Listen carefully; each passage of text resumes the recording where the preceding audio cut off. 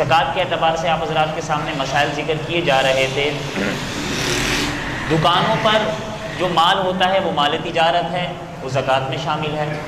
اسی طریقے سے کارخانوں میں، ملوں میں، فیکٹریوں میں جو مال ہے ان میں سے کون کون سا مال مال تجارت ہے اور زکوٰۃ میں شامل ہے؟ نمبر 1 خام مال، جس کو را مٹیریل کہتے ہیں، کہ مال لے کر آگے اس مال سے مال تیار کیا جاتا ہے، خام مال، را مٹیریل۔ نمبر 2 تیار شدہ مال، ٹھیک ہے، جو مال تیاری کے پروسیس میں چل رہا ہے جو مال، ٹھیک ہے۔ اور نمبر 3 تیار شدہ مال، جو پروڈکٹس بن کے مارکیٹ میں آ گیا، یہ تینوں مال ہو گئے۔ نمبر 4 کہ جو مال تیار کرتے ہوئے جو مال خراب ہو گیا ہے، اور بسا اوقات خراب مال بھی بیچا جاتا ہے، بسا اوقات جو مال خراب ہو جاتا ہے وہ بھی بیچا جاتا ہے، تو یہ ہو گیا نمبر 4۔ اور نمبر 5 وہ چیزیں کہ جن میں ہم نے جو مال تیار کیا تھا وہ فیکٹری کے اندر اس کی پیکنگ کے لیے جو مال ہم فیکٹری میں لاتے ہیں، تو یہ مال بھی آگے ہم خرید کر لاتے ہیں اور وہ بھی بکنے میں آتا ہے، اس کی بھی قیمت متعین کی جاتی ہے۔ تو یہ 5 قسم کے اموال جو آپ حضرات کے سامنے ذکر کیے گئے، یہ مال تجارت ہیں، اور یہ زکوٰۃ کی مالیت میں ان کی مالیت لگا کر اسے زکوٰۃ میں شمار کیا جائے گا۔ اس کے علاوہ باقی فیکٹریوں میں جو مشینری رکھی ہوئی ہے یا فرنیچر ہے، لاکھوں کی مشینری ہوتی ہے، تو یہ مشینری اور فرنیچر وغیرہ یا ڈیکوریٹ کے اعتبار سے جو چیزیں ہوتی ہیں، یہ تمام چیزیں مال تجارت نہیں ہیں، یہ جو ہے زکوٰۃ کے اعتبار سے شمار نہیں کی جائیں گی۔ تو فیکٹری کے اعتبار سے میں نے آپ حضرات کے سامنے ذکر کر دیا۔ اس کے علاوہ میں نے کل یہ بات ذکر کی تھی کہ جو ہم کوئی چیز خریدتے ہیں بیچنے کی نیت سے، وہ مال تجارت ہے۔ مثال کے طور پر پلاٹ خریدا، لیکن بسا اوقات ایسا ہوتا ہے کہ ہم پلاٹ بیچنے کی نیت سے خریدتے تو ہیں، لیکن ہم نے قسطوں پر خریدا ہے، چند قسطیں اس کی ادا کر دی ہیں اور چند قسطیں باقی ہیں۔ اب ہم نے بیچنے کی نیت سے پلاٹ خریدا، اگر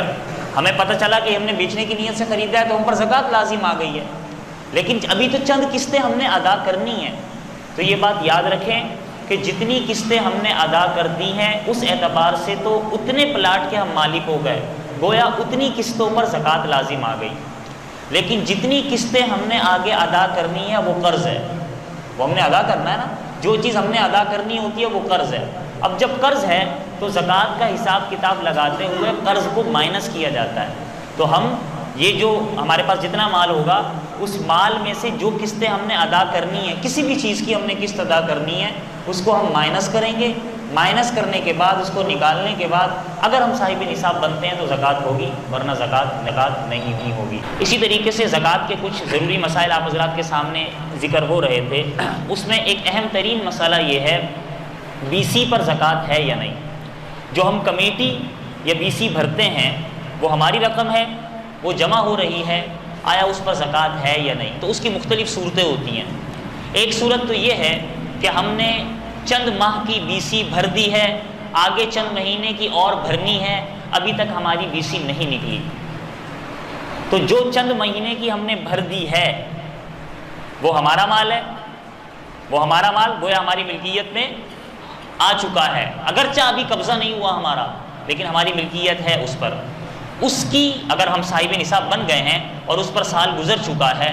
تو اس کی زکوٰۃ ابھی بھی نکال سکتے ہیں، اور جب ہماری قبضے میں آ جائے گا تب بھی نکال سکتے ہیں۔ دونوں صورتیں اس کی، ایک بات ہو گئی۔ دوسری بات یہ ہے کہ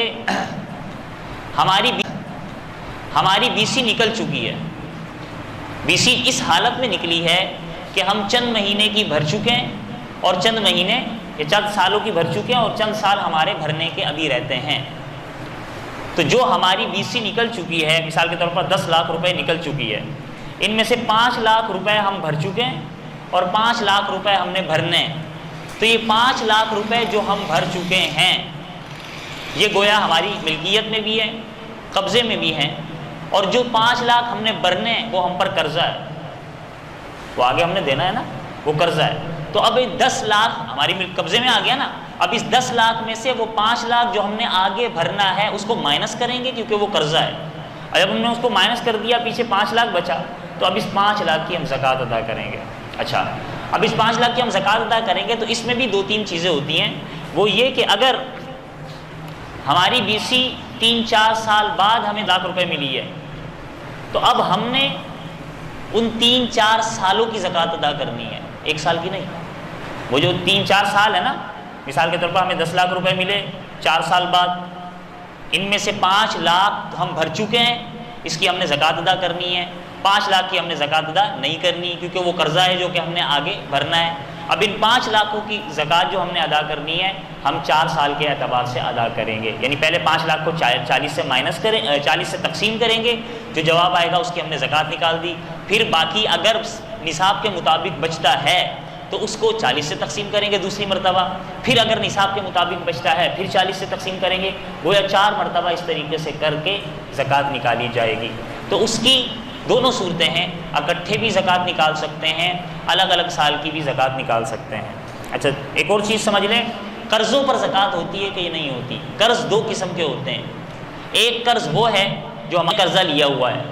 تو اگر ہم صاحب نصاب، ہمارے پاس اتنا مال ہے کہ ہم پر زکوٰۃ واجب ہو رہی ہے اور ہم پر قرضہ بھی ہے، تو ہم قرضے کو مائنس کریں گے، قرضے کو مائنس کرنے کے بعد بھی اگر ہم صاحب نصاب رہتے ہیں، 52.5 تولہ چاندی کے برابر ہمارے پاس مال بچتا ہے تو ہم پر زکوٰۃ لازم ہوگی اس مال کے اعتبار سے۔ لیکن اگر قرض کو مائنس کرنے کے بعد، قرض ادا کریں یا نہیں کریں وہ الگ بات ہے، لیکن قرض کو مائنس کرنے کے بعد ہمارے پاس اتنا مال نہیں بچتا تو ہم پر زکوٰۃ واجب نہیں ہوگی۔ دوسرا قرضہ وہ ہے جو ہم نے لوگوں کو دیا ہوا ہے، وہ بھی ہمارا مال ہے، ہم نے کسی کو قرضہ دیا ہوا ہے، اس پر زکوٰۃ ہے یا نہیں ہے؟ تو اس کی بھی چند صورتیں ہوتی ہیں۔ پہلی صورت یہ ہے کہ اس قرض کے ملنے کی امید ہے یا نہیں ہے، اگر اس قرض کے ملنے کی امید نہیں ہے تو اس پر زکوٰۃ نہیں ہے۔ دوسری بات یہ ہے کہ اس قرض کے ملنے کی امید ہے لیکن کب ملے گا پتہ نہیں، وہ مال اس کے پاس رکھا ہوا ہے، اس کو 2 سال گزریں گے، وہ مال اس کے پاس رکھا ہوا ہے، اس کو 2 سال گزریں گے، 3 سال گزریں گے، جتنے سال گزرتے جائیں گے اتنے سال کی زکوٰۃ لازم آتی جائے گی۔ اب شریعت یہ کہتی ہے کہ ابھی شریعت نے اختیار دیا ہے کہ ابھی آپ اس کی زکوٰۃ نہیں نکالیں، جب آپ کو وہ قرضہ مل جائے گا پھر اتنے سال کی، جتنے سال تک وہ پیسہ اس شخص کے پاس پڑا ہوا تھا، اس جگہ پر رکھا ہوا تھا، اتنے سال کی آپ نے زکوٰۃ ادا کرنی ہوگی۔ یہ شریعت نے اختیار دیا ہے، لیکن اس میں یہ بات بھی ہے کہ اگر کوئی شخص یہ چاہتا ہو کہ بھئی